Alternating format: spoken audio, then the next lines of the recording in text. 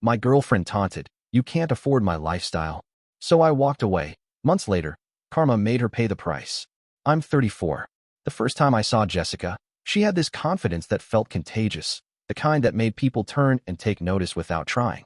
We met at a friend's barbecue, bumped into each other over the dessert table, and talked for hours like we'd known each other for years. She laughed easily, had strong opinions about small things, and talked about trips she'd taken with a kind of casual ease that made me want to hear every story. By the time the night ended, I thought I'd found someone rare. We started seeing each other more. At first it was simple: drinks after work, lazy Sunday brunches, and impulsive weekend plans. She was spontaneous in a way that drew me in. We shared small adventures, late-night drives, flea market finds, a concert that ended with us standing in the rain because we didn't want the night to stop. It felt natural. It felt good. But the more time we spent together, the more I noticed the differences. Jessica grew up with money. It wasn't something she hid. It was just part of how she described the world. She talked about the places she'd been, the restaurants she preferred, the friends she had who traveled often. For her, luxury felt like normal life. For me, it was occasional, something to save up for or treat ourselves to when it mattered. I was careful about the future. I liked planning. I liked the idea of building something steady. That difference didn't bother me at first. People come from different places. You learn from each other. Small comments started to pile up. She would mention a boutique casually. "They have the cutest bags," or ask if I'd ever flown first class. When she teased me about my car, I laughed it off. I told myself these were just quirks, not who she was at her core. I wanted to believe the parts of her that made me smile outweighed the rest. One evening changed everything. We were sitting in her living room with a pile of travel brochures and a laptop glowing with images. She was excited, moving from page to page: villas in Bali, private beaches in the Caribbean, a luxury resort in Santorini. Each place was more over the top than the last. I suggested something different, something that felt more like us. A road trip across a few states, small towns, real conversations instead of rented extravagance. I thought she'd like the idea. I thought she might laugh and toss out another dream destination for later. Instead, she looked at me with a seriousness I hadn't seen before. There was no humor in her voice. "You can't afford my lifestyle," she said. The words landed in the room and stayed there. For a beat, I couldn't answer. It felt like she'd taken everything we'd shared and reduced it to a ledger. Not a disagreement about where to go on vacation, an evaluation of my worth. I remember feeling this tightness in my chest, not the dramatic kind you read about in movies, just a steady, exhausting realization that something fundamental had shifted. I asked her to explain. She didn't need to. She told me plainly she had grown up with certain standards and that she wanted to keep them. That honesty might have been easier to handle if it had been framed kindly. Instead, it came with a clarity that felt like a decision. If I couldn't keep up with what she expected, this might not work. As I walked to my car later that night, the city felt both familiar and strange. The world hadn't changed. The way she saw me had. I kept thinking of the small things I'd done: surprises, planning evenings, moments when I'd chosen time with her over something else, and wondered if any of it had mattered. Her sentence replayed in my head, not as a question, but as a border drawn between two different lives. That night I didn't call her. I sat in my apartment, scrolling through messages I'd sent that now felt like relics. I thought about the early days, how easy and honest everything had seemed, and tried to find where the shift began. Maybe it had always been there, just buried under the charm and the laughter. Maybe I hadn't wanted to see it. Still, I kept remembering the way she talked about a designer brand like it was a reasonable expectation, how she referred to certain restaurants as the only options worth mentioning. Those details, once small, started to assemble into a picture I didn't recognize. A person who measured relationships in terms of lifestyle instead of closeness. By morning I didn't have answers, but I had a clarity I couldn't ignore. The moment had happened. The choice was now mine. It hit harder the next day when the memory wasn't just fresh, it was heavy. Her words looped in my mind. "You can't afford my lifestyle." Not a tease, not an offhand comment, but a line drawn. I kept asking myself, did she really just put a price tag on us? I sat in silence that night, staring at the ceiling, trying to unpack everything. I wasn't angry at first, just stunned. It felt like she had peeled back the cover of our relationship and revealed what she had truly been thinking all along. And it wasn't about love. It was about what I could provide.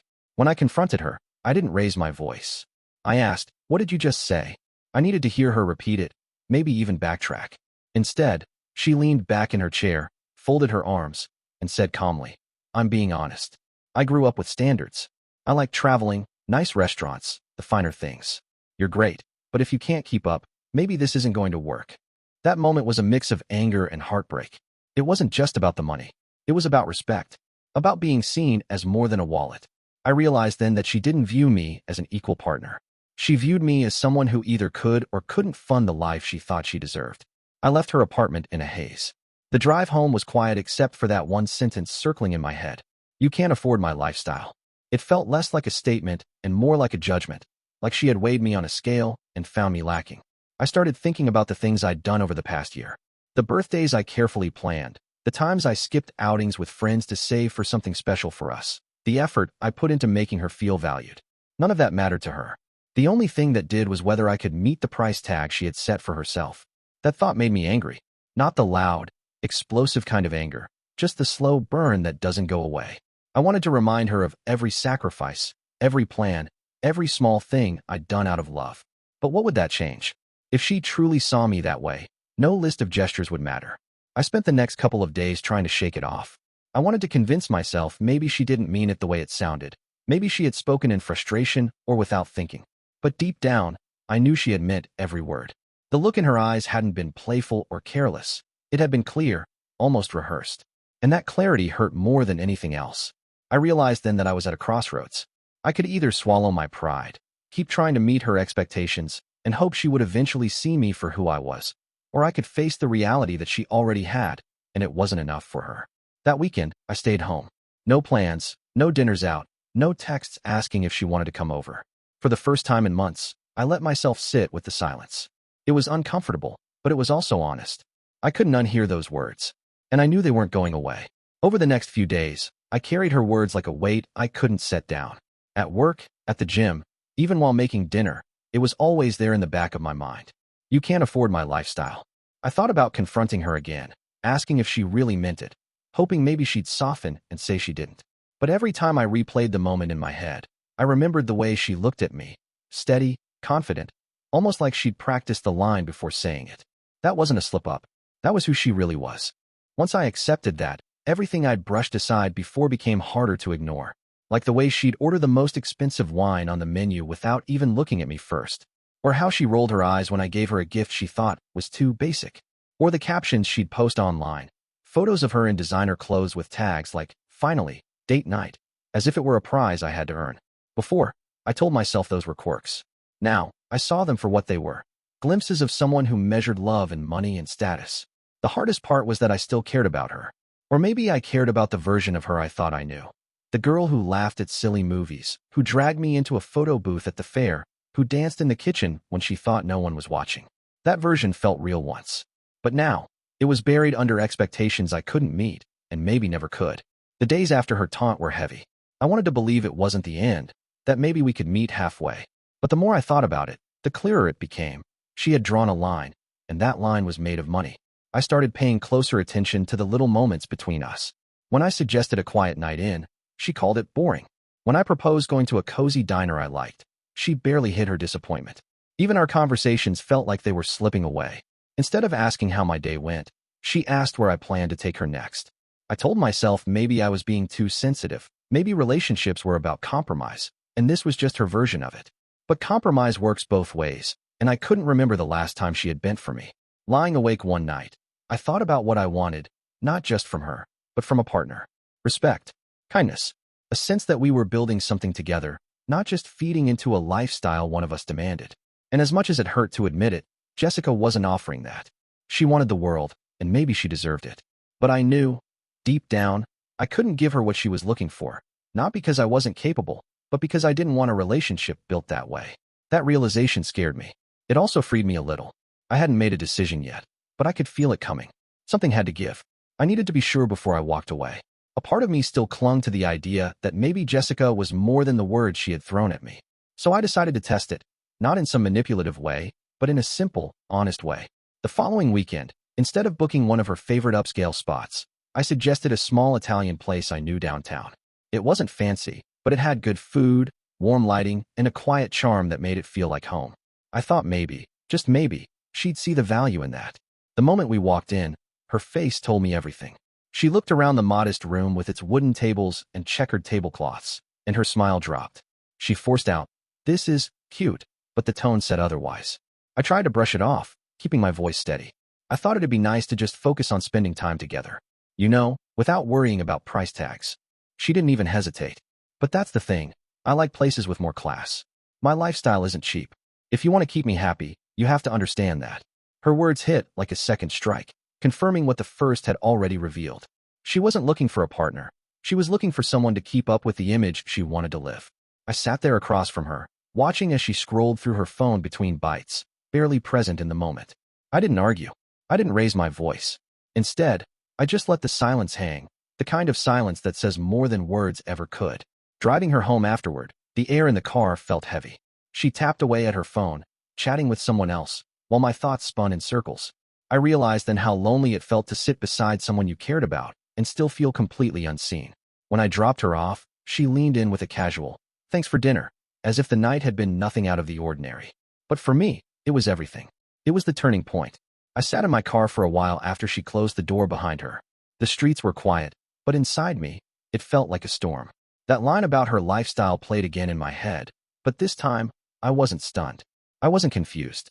I was certain. This wasn't about travel destinations or restaurant choices anymore. It was about values. About what we both wanted from life and from love. And it was painfully clear we were moving in two different directions. By the time I drove off, I already knew. I didn't have to argue with her, didn't have to convince her to see things my way. The truth had already spoken for itself. When I got home, I sat in the quiet of my apartment, staring at the ceiling like I had before. Only this time, there was no second guessing. I knew what I had to do. After that night, something in me shifted. I stopped trying so hard to meet her expectations. No more surprise gifts, no more high-end dinners, no more bending myself into shapes I didn't recognize just to keep her satisfied. Instead, I pulled back, slowly, but deliberately. I focused on myself again. My goals, my savings, the things that actually made me feel fulfilled. For the first time in months, my days didn't revolve around planning something extravagant for her approval. It felt strange at first, almost like I was neglecting the relationship. But deep down, I knew I was just reclaiming parts of myself I'd given away too easily. Jessica noticed the change quickly.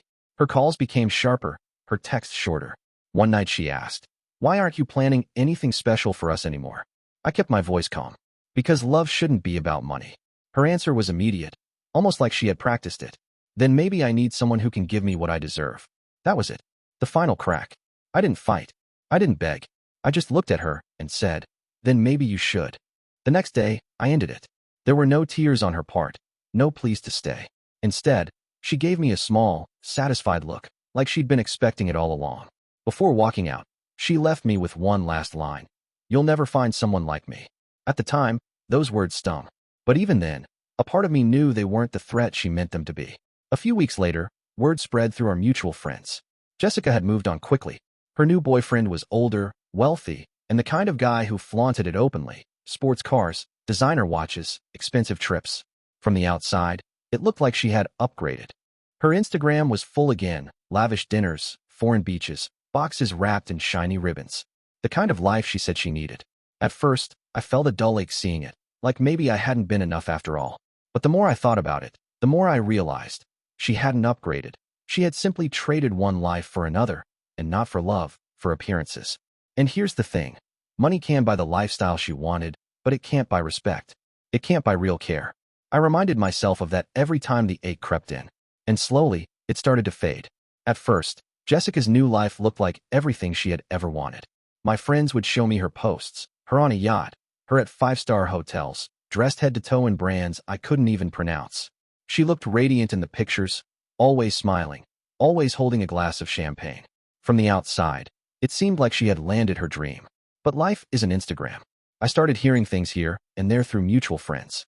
The man she was with wasn't just wealthy, he was controlling. At dinners, he ordered for her without asking. He told her what kind of dresses he preferred and expected her to wear them.